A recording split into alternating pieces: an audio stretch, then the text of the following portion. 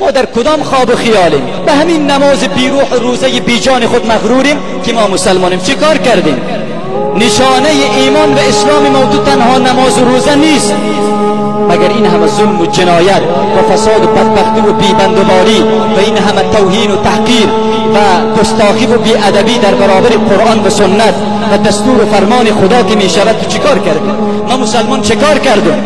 دفاع از دین اسلام و قرآن بکنیم، دفاع از مسلمان مظلوم و بیچاره بکنیم. دل ما خوش است که مسلمانیم، دل ما خوش است. نماز میخوانیم زنا میکنیم، نماز میخوانیم قمارم میزنیم، نماز میخوانیم شرابم میخوریم، نماز میخوانیم سودم میخوریم، نماز میخوانیم رشوه ستانی هم میکنیم، نماز میخوانیم دروغ هم میگیم، نماز میخوانیم غیبت هم میکنیم، نماز میخوانیم توهین و تحقیر هم داریم، نماز میخوانیم پدر و مادر آزار میدیم، نماز میخوانیم همسایه آزار میدیم، نماز میخوانیم مسلمان آزار میدیم، نماز میخوانیم چل و نیرنگ و فریب داریم. باز هم دل ما خوش از مسلمانیم. شرم به این مسلمانی که ما داریم. مگر نماز امیر از ما تو میخواهد؟ روزه رمضان امیر از ما تو میخواهد؟ ایمانی که ما تو اقرار میکنیم امیر از ما تو میخواهد؟ کلمه لا اله الا الله محمد رسول الله همین بی حیایی و بی بندوباری از ما تو میخواهد که ما دل ما خوش است افتخار هم میکنیم. خود از همه کرده بیشتر با تقوا و پرهیزگار و پاک جلوه میتیم. شرم به این مسلمانی که ما داریم، افسوس به این مسلمانی که ما داریم. بیاییم کمی بیدار شویم، کمی به خود بیاییم. فردا رفتیم زیر خاک چی جواب داریم؟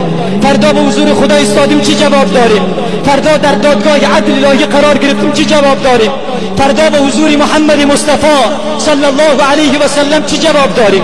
فردا به حضور صحابه چی جواب داریم؟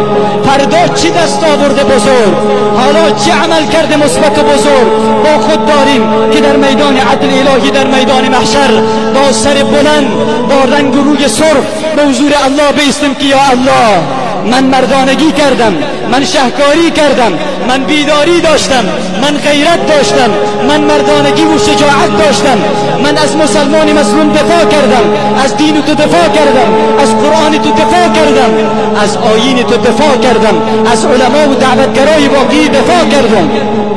داریم همینطور یک عمل خالص و ناب، یک عمل بزرگ در زندگی ما.